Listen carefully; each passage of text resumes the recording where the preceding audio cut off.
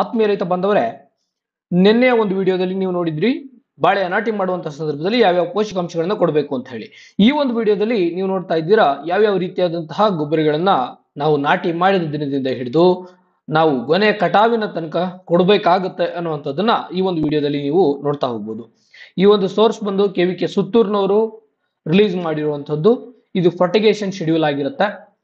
ಹಾಗೆ ನಾವೇನಾದ್ರು ನೋಡ್ತಾ ಹೋದ್ವಿ ಅಂತ ಹೇಳಿದ್ರೆ ಮೊದಲನೇ 1 ರಿಂದ 45 ದಿನ ತನಕ 19 ಮತ್ತೆ 13046 ಮತ್ತೆ ಯೂರಿಯಾ 100 ಗ್ರಾಮ್ 80 ಗ್ರಾಮ್ ಮತ್ತೆ 40 ಗ್ರಾಮು ಪರ್ ಕೆಜಿ ಅಷ್ಟು ನಾವೇನ್ ಮಾಡ್ಬೇಕಾಗ್ತದೆ ಕೊಡ್ಬೇಕಾಗ್ತದೆ. ಎಷ್ಟೆಷ್ಟು ಪರ್ ಡೇಗೆ ಎಷ್ಟು ಕೊಡ್ಬೇಕಾಗುತ್ತೆ ಅನ್ನೋದನ್ನ ನಾನು ಇಲ್ಲಿ ಕೊಟ್ಟಿದ್ದೇನೆ. ಅದರ ಜೊತೆನಲ್ಲಿ ನಿಮ್ಗೆ ಬಾಳೆಯಲ್ಲಿ ಯಾವ ಹಂತದಲ್ಲಿ ಎಷ್ಟೆಷ್ಟು ವಾಟರ್ ಬೇಕಾಗ್ತದೆ ಅನ್ನುವಂಥದ್ದನ್ನು ಕೂಡ ನಾನು ಇಲ್ಲಿ ಕೊಟ್ಟಿದ್ದೇನೆ.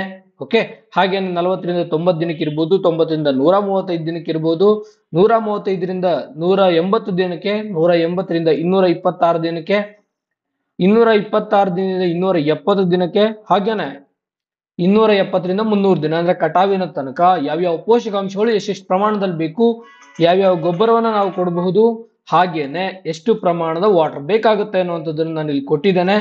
ಇದನ್ನ ಯೂಸ್ ಮಾಡ್ಕೊಳ್ಳಿ. ಧನ್ಯವಾದಗಳು.